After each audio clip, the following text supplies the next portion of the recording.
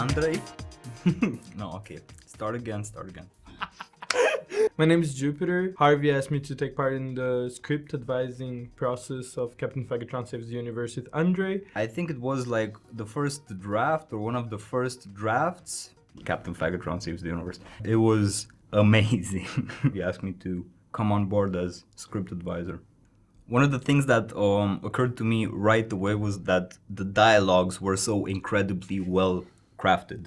Harvey talked quite a lot about wanting to make it seem like a traditional superhero story. Early on, it was kind of obvious that Captain Faggotron would be the main character, but suddenly we realized that he wasn't. The protagonist, in fact, was Father Gaylord, and that was its own reveal. Father Gaylord is a priest, and he is conflicted and very much ashamed and has all these self-hatred issues. And the root of the problem is like his repressed homosexuality. He's doing this whole juggling. He's like in between worlds and can't really decide. One of the things that I find interesting about Father Gaylord is also the fact that his heart is very much in the right place. And first we would imagine him to be just a homophobic priest based on what we expect of the character archetypes in this type of story,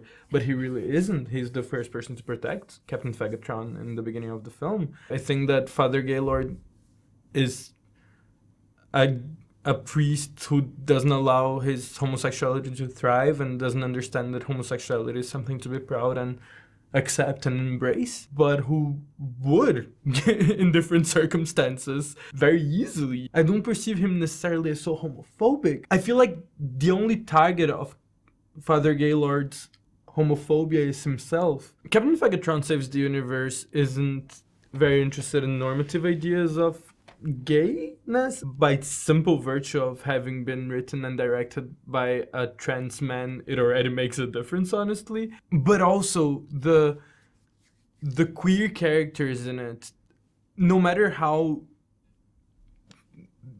male they might present, they still have so much femness all over them. Glitter and pink and sparkles, long hair, long nails, it's drag. It's not the mask for mask culture at all. And I don't think that there was any point where it could have been even. I think that from the go, it was just so obvious that it was going to be this fabulous spectacle of femness. The representation is like of each position on the queer spectrum. These themes are somehow like reduced and packed up in like this like easy to manage and easy to understand for the straight audience queer identity. But this is like there's everything and it's great that there is. I have never perceived romance as being a central aspect of Captain Faggotron Saves the Universe. When I think of the people who Father Gaylord is attracted to, I don't think just of Queen Bitch at all. I don't think of their story as a romantic plot so much. I think of it more as a motivation for the rest of the things that are happening that involve a lot of sex and involve cruising and involve Captain Faggotron being there and cruising and also making out with a bunch of people. And like, I think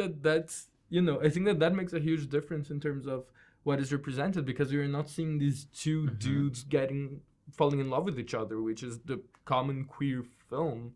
It generates this environment of non-monogamy. Captain Faggotron Saves the Universe is definitely a very unique film. I don't think I've seen anything like it before. As a big superhero fan, this is a superhero that I want. This is a superhero that I think we need as the queer community. I want more sparkle, and I want more fun, and I want more camp, and I want more drag, and I want that to be a thing in the world. And I think that I'm not alone in this. Yeah.